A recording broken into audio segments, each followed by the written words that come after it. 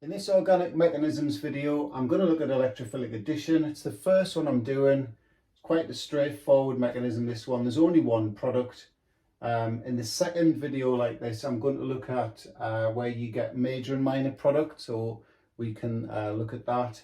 But this is just a simple one to start with, okay? So it's the reaction between cyclohexene and bromine to make 1,2-dibromocyclohexane.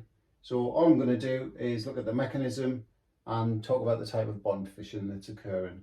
So if you want to have a go at that, pause the video and then play on when you're ready for the answers. Okay, so there's the mechanism there. We'll start going through it now. So the first thing that happens is that bromine molecule, it's ordinarily non-polar because the electronegativity in each bromine atom are identical. That gets close to the carbon-carbon double bond and it becomes polarized from the high electron density that you've got between the two carbons. And so the electron density is pushed towards this further away bromine, making it slightly more negative and that one slightly more positive. So the pi electron pair is attracted to this bromine atom here and it repels the pair of electrons in the covalent bond completely onto that bromine, and that breaks that bond. So if we just quickly look at the type of bond fission, you'll see I've written up there, it's heterolytic fission. So we'll talk about how this covalent bond breaks. So you'll see I've drawn the 7 shaded electrons that I'm saying belong to that bromine there. That unshaded one is one of the 7 electrons from this bromine. I'm only showing that one because that's the one in the covalent bond. So when the pi electron pair comes in from here, it repels this pair of electrons and it breaks this bond. So if I just sort of show the bond breaking there.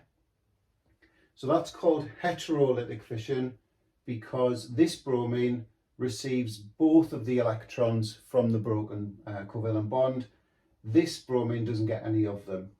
Whereas in homolytic fission, each atom gets 1 electron from the broken bond.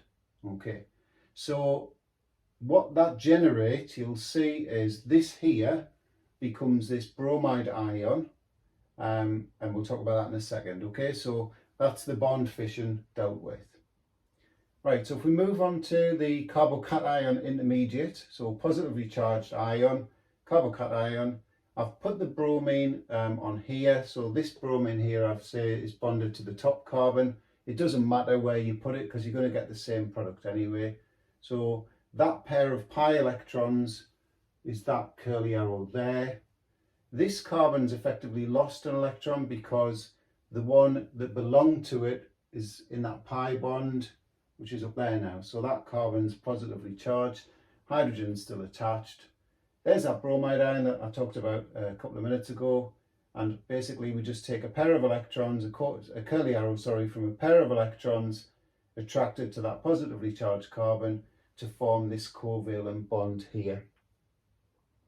And obviously that's going to form the single product 1,2-dibromocyclohexane.